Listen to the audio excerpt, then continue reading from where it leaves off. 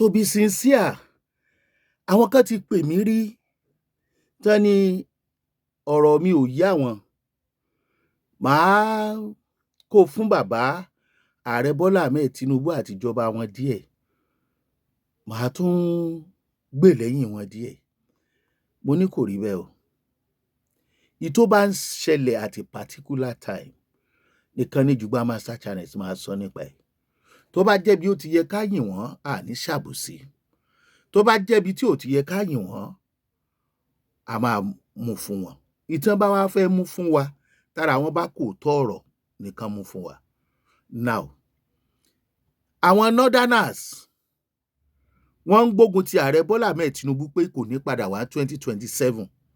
Nítorí kíni? Nítorí ọ̀nà tó ń gbàgbàgbàrà lọ́wọ́ àwọn Fúlàní, especially Sokoto Caliphate.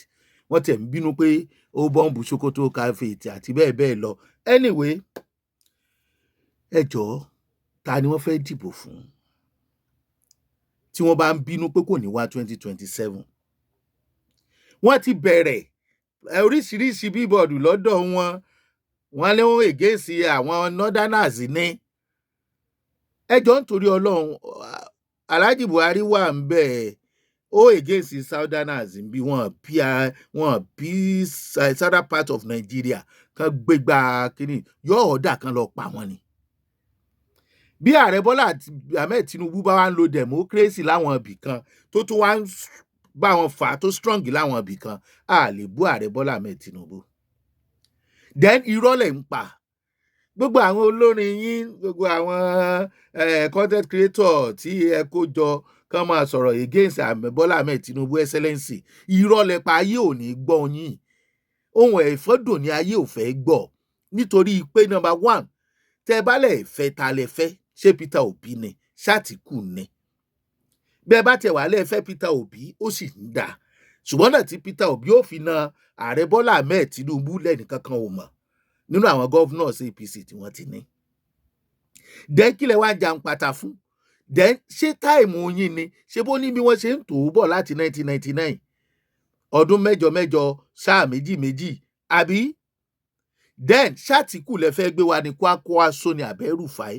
Tẹ́ ẹ bá ṣe rú ẹ̀, tẹ́ ẹ bá dìbò fún wọn fúnra yín, àwa ò ní dìbò fún wọn lápá ọ̀dọ̀ wa ní southern part. Bó lẹ ṣe fẹ́ na Bọ́lá Ahmed Tinubu? Yorùbá ló ní sáà yìí, kí wá lè ariwo tẹ́ wá ń paṣẹ ẹ lè sọ̀sídìí ni.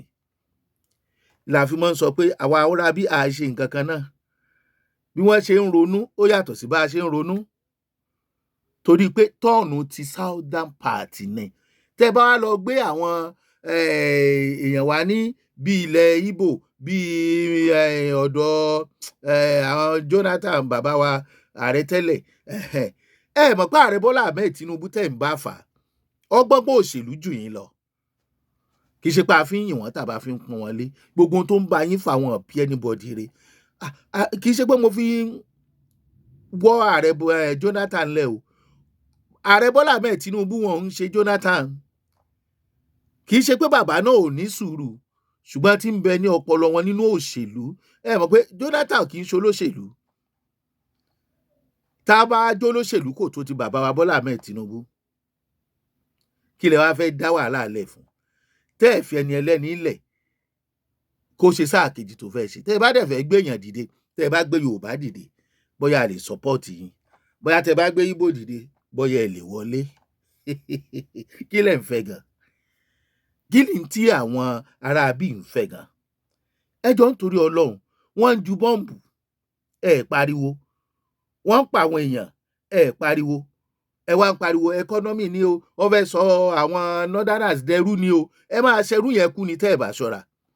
Àfi kẹ́ ẹ gbà fọ́lọ́run.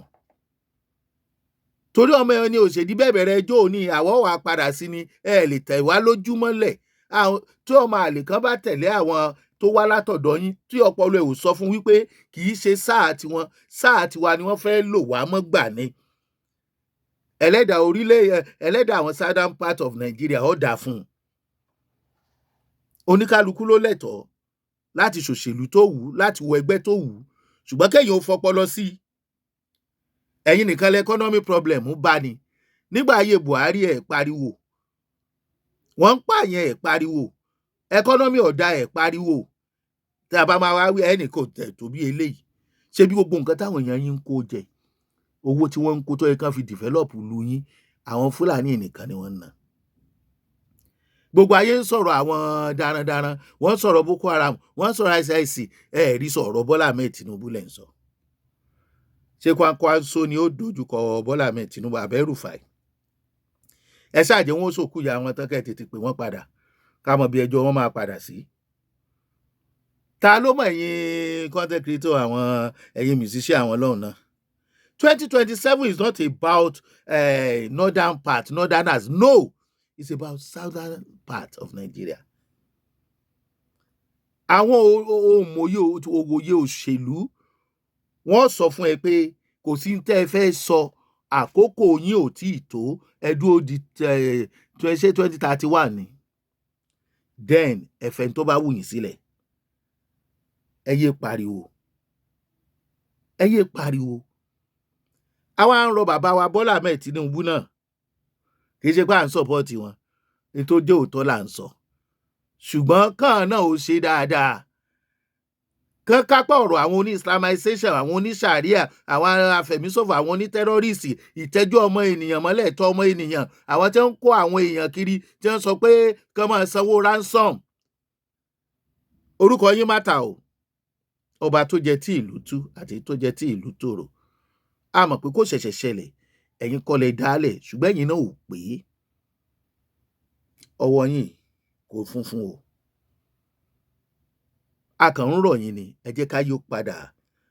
Tí wọ́n ń rò nípa ìjọba yín, ẹ ṣe nǹkan tá yóò fi padà ní rárá o. Àti ọ̀bá jẹ́ pé ẹrú kan tí mú ní búgbọ ẹrú àbí òrùn tó pàlàpà tó fi dààmú gan ewúrẹ́ bẹ́ẹ̀ ṣe ń bàbọ̀ ń gbẹ̀ ń ṣe gómìnà ìpínlẹ̀ Èkó tó ń yẹ yín. A mọ̀ pé orílẹ̀-èdè Nàìjíríà ẹrù wọn ṣòro rù.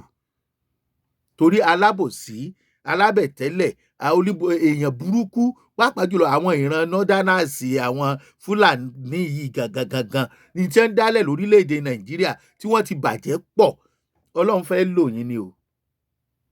Mò ń rí nǹkan kan tí mi ò fẹ́ sọ jáde táwọn ará bí ìbá ṣe jù tí wọ́n láwọn ò fẹ́ division. Ọlọ́run má jẹ́ ó jẹ́ pé ibi tí ó padà yọrí sínú tó bá padà yọrí síbẹ̀ oríire wa ni.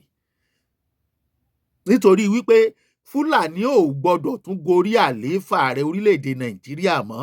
Wọ́n kanra má Yorùbá, wọ́n pa ṣégè, ọ̀tọ̀ọ̀tọ̀ ọmọ Yorùbá ló wà ń bẹ̀ yìí, ẹwàrà tán dá.